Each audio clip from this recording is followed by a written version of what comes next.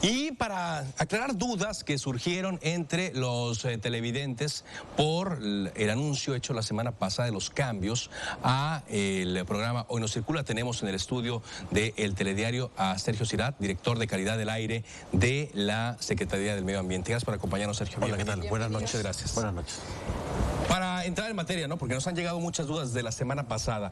¿A partir de cuándo es la fecha en la cual entran en vigor estos cambios? 1 de enero del 2020. 1 de enero de 2020. El próximo año. Una persona nos pregunta, tengo un auto 2018 con holograma 00. Quiero saber si con el rendimiento de igual o mayor a 15 kilómetros por litro puedo repetir holograma de verificación 00, ya que me toca verificar en enero de 2020.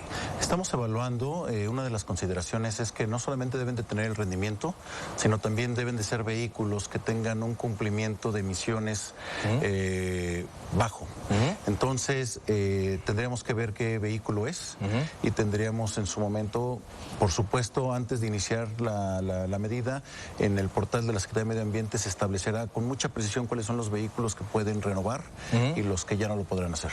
Una persona nos pregunta si la verificación va a seguir costando lo mismo.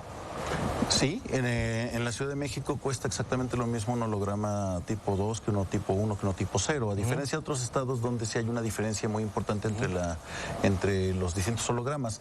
Y aquí el tema, históricamente en la Ciudad de México se ha considerado que lo que se está cobrando es el servicio de la verificación vehicular, más que el tipo de holograma que se otorga. Nos preguntan también mucho si la verificación va a tener la misma frecuencia cada año.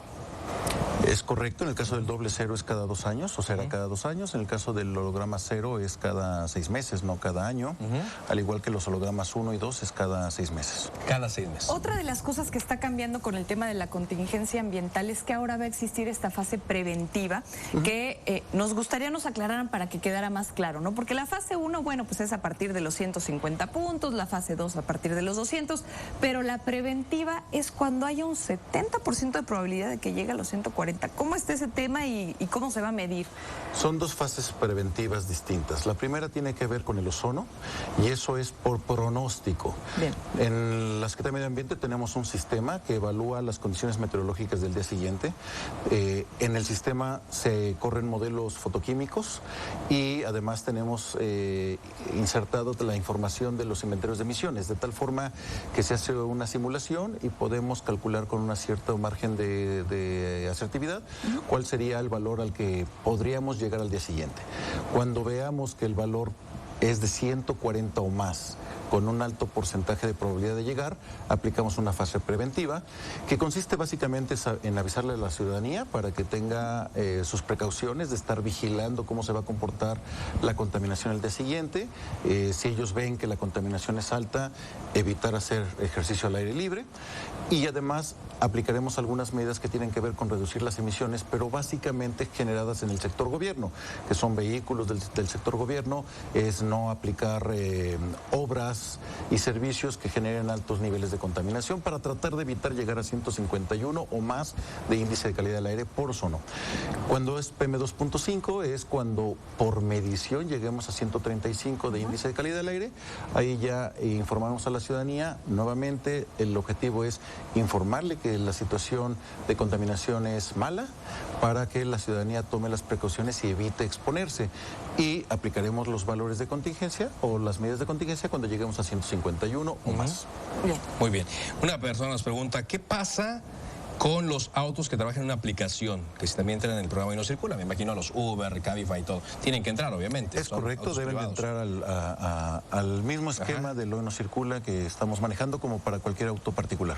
Otra persona nos pregunta también cuál es la medida para los taxis y vehículos de transporte en cuanto a la verificación y otorgamiento de alguna restricción o no para circular. En realidad con los taxis y con los vehículos de transporte de pasajeros no está cambiando la condicionante. Ellos pueden obtener su holograma 0, 1, 2 como lo están obteniendo actualmente. Los taxis, Los taxis, autobuses, microbuses. En el caso, por ejemplo, de un autobús, en realidad bajo las condiciones adversas de circulación que tenemos muchos conflictos viales, no hace falta que lo diga, todo el mundo los vivimos.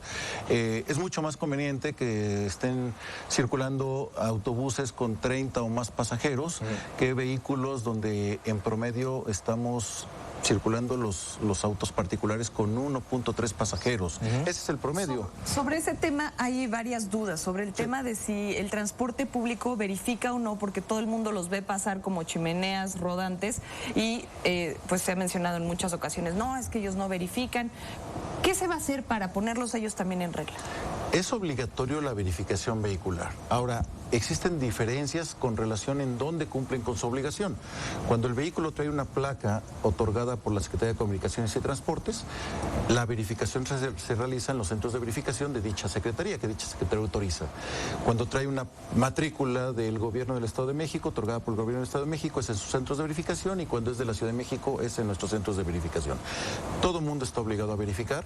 Si no está verificado, están obligados a pagar una multa por no haber verificado en tiempo y forma. Si son detectados por un vehículo, una patrulla ecológica, son sancionados. Entonces se le aplica exactamente la misma normatividad que para un auto particular. Entonces, cuando los veamos pasar, hay que denunciarlos, hay que acusarlos para que ellos también tengan que hacer su procedimiento de verificación. Es correcto. Okay. Aquí hay opiniones que van muy variadas respecto a la efectividad que ha tenido el programa Hoy No Circula. Aquí alguien nos dice que el programa no ha solucionado nada, ya que la raíz del problema es la deforestación alrededor de la Ciudad de México e incluso el mal estado de la ciudad de transporte público. Hay otros que dicen que es un programa, el Hoy No Circula, más para, dice, sirve para que las autoridades se llenen las bolsas de dinero. Es una creencia que hay. Bueno, debemos de recordar que a finales de los 80s y principios de los 90s tuvimos los valores más altos de ozono que se hayan registrado en la Ciudad de México. A partir de esa fecha se aplicaron varias medidas. Desde mi punto de vista hubo un par de medidas muy importantes, o tal vez tres. La primera fue mejoramiento de los combustibles. Se le quitó el plomo a las gasolinas. Esto permitió usar el convertidor catalítico y esa fue una medida también muy importante, porque a partir de ahí los vehículos contaminaban mucho menos que sus antecesores que no tenían convertidor catalítico y trabajaban con carburación. Pero también se aplicó el programa de verificación vehicular y el Hoy No Circula. A partir de esas fechas, la contaminación por ozono ha ido bajando gradualmente. En los últimos 2 o 3 años hay un pequeño repunte en los valores de concentración de ozono y esto se debe básicamente a la gran cantidad de vehículos. Son vehículos más limpios que antaño, pero son muchos más. Entonces, el tema de si el Hoy No Circula funciona o no funciona, tenemos información que nos muestra que sí opera. Finalmente, los vehículos, en términos de óxidos de nitrógeno, contaminan 70%, son responsables de la emisión del 70% de los NOxes. Y en caso de los compuestos orgánicos volátiles, que son los dos gases que generan el ozono, contaminan en alrededor del 33%. De todo lo que se genera en el Valle de México, 33% de COPS son producidos por los vehículos y 70% por los vehículos. Entonces, de alguna manera, cualquier acción que vaya enfocada a mejorar las condiciones en cuanto a la emisión de este sector va a funcionar o va a beneficiar en nuestra calidad del aire. Nos preguntan sobre las motos también, ¿qué va a ocurrir con ellas? Porque hay cada vez más usuarios también de motocicletas. ¿Qué va a pasar con ellas? Lo primero que tengo que decir es que en el caso de las motocicletas nunca han estado reguladas en el país. Nunca. Son motocicletas que se venden con los niveles de contaminación que el fabricante desea. Entonces, esto es inaceptable. Lo que estamos proponiendo es que exista una norma de emergencia que publique la Federación, la Semarnat, donde se regule a las motocicletas para que las motos que nos vendan cumplan con un valor aceptable de contaminación. Hoy día una motocicleta, en términos de contaminantes criterio, estos que nos generan el problema de calidad del aire, son mucho más contaminantes que un vehículo, que un automóvil. Sí, claro. A pesar de que pensemos, traen un motor más chico, claro, son más eficientes, son más rendidoras, nos puede dar una moto 30 o 35 kilómetros por litro. En términos de gases que nos generan el cambio climático, son menos contaminantes. Pero en el término de los gases que nos generan problemas de calidad del aire, son mucho más contaminantes. 6-7 veces más contaminantes que un automotor. ¿Y entonces qué va a pasar? ¿Van a verificar? ¿No van a verificar? ¿Y qué? Inicialmente, la medida planteada es: vamos a regular para obligar que el fabricante nos venda motos con convertidor catalítico, con inyección electrónica. ¿Se va a obligar a que las actuales cambien cambien a esta... No. Lo que ya existe ya está ahí circulando. Es a partir de cierta fecha que tienen que entregarlas con estas especificaciones. Es correcto. Lo que sí sabemos es que las motocicletas económicas tradicionales que hoy se están vendiendo no tienen una durabilidad más allá de 5 o 6 años. Entonces es una renovación constante de ese parque vehicular. Entonces la idea es empezar a fomentar que las nuevas motocicletas sean mucho menos contaminantes y poco a poco se irá cambiando o se irá renovando el parque vehicular. Nos decía, del hoy no circula por la cantidad de vehículos que hay, pero mucha gente también nos preguntaba si hay otras actividades que se puedan regular, que puedan regularse. La industria, o hay quienes decían incluso hasta quienes cocinan con anafre. ¿Tiene que hacerse eso? No, por supuesto. De hecho, las medidas que se han anunciado, entiendo que una de las más mencionadas tiene que ver con los vehículos por el impacto que tiene en la sociedad, pero estamos planteando medidas con el sistema de distribución de gas líquido de petróleo. El compuesto orgánico volátil más que se encuentra con mayor presencia en nuestra atmósfera, en nuestro aire, es el propano. Y ese viene del gas líquido de petróleo que utilizamos para cocinar, para calentar nuestra agua. Entonces, estamos planteando medidas con el gas líquido de petróleo, medidas con las estaciones de servicio de gasolina. Deben de tener recuperación de vapores para evitar fugas de gasolina que se nos está evaporando al aire.